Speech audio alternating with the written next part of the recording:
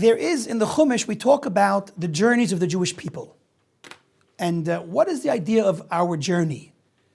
So the concept that we are still on our journey, we haven't reached the final destination. So there are two parts to our journey. If we look at the traveling in the desert, so God would tell us when to travel and where to travel. Really, God initiated our traveling. But there's another type of journey that we must make, a journey that we initiate. And these concept of God initiating our journey and us initiating our own journey point at the idea that we talk about spiritually, that there are two tracks to divine service. One where we are empowered from above, and the other where we initiate from below. And it's these two channels, these two types of energy that we have to work with, which give us the whole encompass all of our avodah. Why is it important to appreciate these two? Because this is exactly what going out of Egypt is all about. God originally took us out of Egypt. He initiated. He came from above. We were not even worthy, and we certainly were not ready. And He showered us. He showed us great miracles. And He took us out of Egypt, and it was all Him, the great love that He showed us. But then afterwards He said, okay, now it's your turn. Let's see what you're made of. We can appreciate this concept of being taken out of Egypt, but then it's our job to now follow up and work hard to spiritually climb. A very nice mashal with a child and a father, and of course, learning how to ride a bicycle. Take a young child, 5 or 6 years old. So what does the father want? Let's say with my son, I want him to ride a bike, but he's not ready to ride a bike yet. So if I sit and wait until he's ready to ride a bike all on his own, I'll be waiting forever. Until he can pick up a bike and get on a ride, he needs to become acquainted with riding a bike. So what do? I have a very nice plan. I take a bike, and I put him on the bike, and I hold him and the bike, and of course, hopefully I don't fall, because if I fall, he falls. But I take him, and I'm doing everything for him, and he's like all excited, and smiling. I have some video of it. Maybe afterwards I'll show it to you. And we're going, and I'm tripping and almost tripping, and he's excited. He's riding the bike, and I don't even know if he's like, when they're really young, they don't even know how to even use the pedals yet. So it's like, wow, great. When they're little, they use the pedals. Now, who's riding that bike? My son isn't. I'm the one doing it for him. But you know what? It's once he gets used to being on the bike and he gets comfortable moving on the bike, so at some point he also gets involved in riding the bike. So a little bit further along in the training, getting ready for the bike Olympics, the pre-adolescent, whatever, the pre-bar mitzvah bike Olympics. So at some point I'm pushing him along with the bike, and he's pedaling and he's excited. And I let go for a few seconds, but I don't want him to fall, so I let go, but only I know I let go. And I'm still running with him, and actually I should teach my next, hopefully God will send me another son, I'll teach him how to ride a bike, because I can use the exercise, to be honest with you. It was a good exercise back then. Anyway, he starts riding the bike himself, and he's doing it. So now I know he could do it. He doesn't know yet. So obviously I let him go, and he's riding. And as soon as he realizes he's riding, he looks back and gets nervous and falls. But, he gets back up, and we do it again. And before you know it, he's able to ride. But he can't pick up the bike and ride on his own. So can he really ride? Yes, no, maybe so. He can only ride if I put him on the bike and I get him started. And once we're going, I let go and he can ride. That's what we're talking about. That's what God did for us in Egypt. He took us out of Egypt because we would never been able to get out on our own. We could not start this on our own. It was too hard.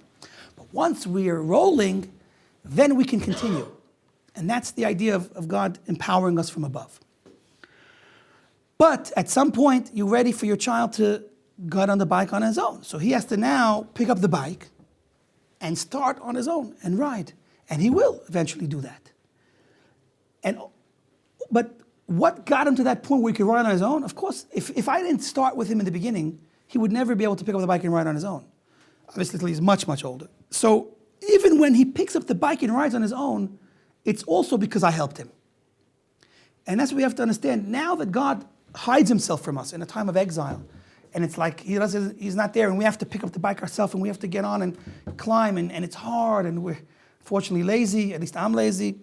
Sometimes, it's not really my fault. I have bad metabolism, but basically, it's tough. There are days we don't want to get up, and there's no voice from Hashem. My son, Yitzchak, I love you so much. Now get up! No, we don't have that. We have to push ourselves. But even that pushing of ourselves, it's borrowing off of the original help we got in the beginning. So we're always dependent on Hashem for what we do, but God specifically wants to see what we're made of. We have to get up on our own, and we have to fight forward. And the accomplishments that we ultimately make in this time of exile, when God is not here, not revealed, we don't see miracles, that is the true accomplishment. That becomes our own accomplishment as much as we can accomplish on our own. And that's what ultimately will bring the Mashiach. It's the darkest right before the dawn. And we are in that period of time right now. We are in the darkest part of the night, and it's when the truth comes out. Because in this period of time, in America, there's so many bright lights, but it's so dark. It's so dark in America, so much garbage. Excuse me, I don't want to insult all you Americans. I'm also American. There's so much negativity. It's so easy to give up. It's so easy, like that guy had said in that movie, The Matrix, it's so easy to just have a steak and relax and enjoy. Actually, these days you can go to an all-you-can-eat steakhouse and just never stop eating the steak. And it's funny, with the freedom we have in America, that's the ultimate test, because if everyone has the freedom to give up on religion, on spirituality, and it's specifically now with all that freedom that people are not willing to let go. Did you ever see a people that the children are more traditional than the grandparents? That's what we see today.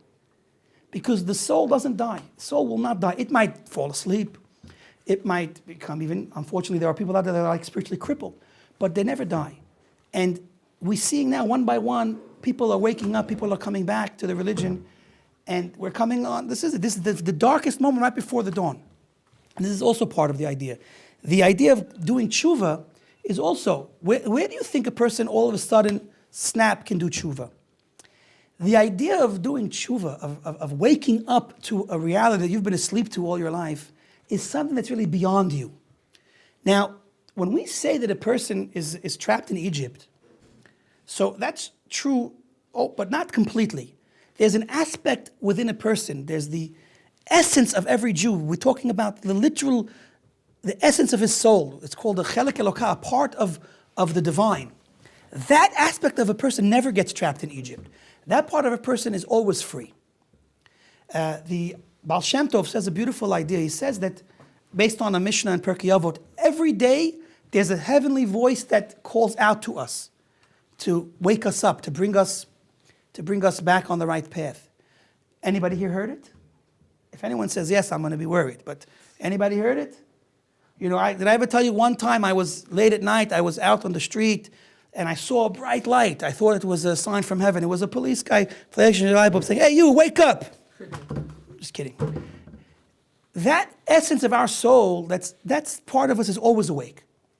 And that's what brings the person back to tshuva. In many cases, it's that part of his soul that wakes him up.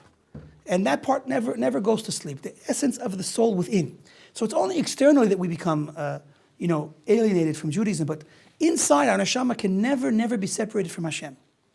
And that's the secret to the idea of doing tshuva, which we see today. I like to compare it to, interesting, if you imagine one of these fancy highways, you have 7, 8, 9, 10 lanes of cars just flying in one direction. If we were driving, would you decide to take your car, stop it, and turn it around and go the other way with thousands of cars all going in one direction? Anybody would do such a thing? So then let me ask you, how did you get here? How did you get here? We were all racing somewhere else. None of us 5 years ago, 3 years ago, 8 years ago, 10 years ago were racing to the Beis Medrash, the synagogue. None of us were racing to the bookstore to buy the newest Jewish book on prayer or on the Megillah. No, we were racing everywhere else. So how did we get here? Somehow we did an about face. And where did the power, where did the energy come from that to do that about face? So that's beyond us. Because again, a child is not more traditional than his grandparents. That's from the etzem neshama, the essence of our being inside. God wakes us up. The Pasuk says, I am asleep, but although I'm asleep, my heart is still awake. In the heart of hearts of a person, we're awake, and it's from there that we can be brought back. And that's really where we get all of our koach to continue in these dark, dark times. You know, the greatest rabbis that ever lived, the earlier generations, in the Zohar, I think Rabbi Shimon even, they looked at our generation and said, we don't want to be there. In such a time of darkness, corruption, we don't want to be in the end of days. But look who was chosen to be here in the end of days. They're filling up the yeshivas. We're all coming from, it's kibbutz galuyot mamish. It's the return of the exiles. We're coming from all over the place, and we're filling up the yeshivas. People that grew up on everything but Torah. And we're here. That's what it means that every person must see himself as if he went out of Egypt. Because that's what we're here to do. We're here to wake up from this false reality in front of us and turn to the truth. And the truth is really within many of us. We can feel it inside. That's the neshama inside. Anyway, I don't want to drag on too much with that point, but that's essentially all what I think is connected with, especially this day and age. We're going to come to do the Seder in another couple of weeks, and we have to appreciate that it's not just we're not just a rehearsal or a play, a stage. It's real. We really are commemorating what happened 3,000 years ago, and it's really happening, and it will be happening that night. And it's an opportunity to resolve, to be better, to go forward, and to help your fellow, because there are many people that are still not really awake yet. They're still stuck in the sleep, And we have to help our fellow that's still a little bit sleeping, still a little bit lost. We have to help bring them back. There's a famous idea from the Lubavitch Rebbe. There's the four children, the 4 questions: the wicked, the wise, the one that's not so, doesn't know how to ask. So he says, as a fifth child. I'm sure you've heard this before. Where's this 5th child? He's not even at the Seder. So we have to try to find even him and bring him back. Shkayach, everybody.